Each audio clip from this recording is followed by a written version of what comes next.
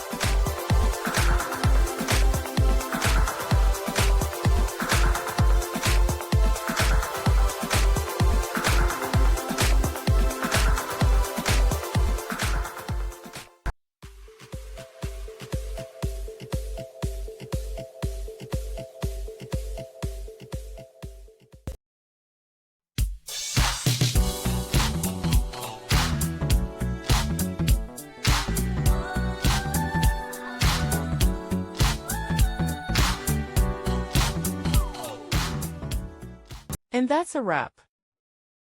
I hope you found the answer you were looking for. If you did, take a second to hit that subscribe button. It really helps out.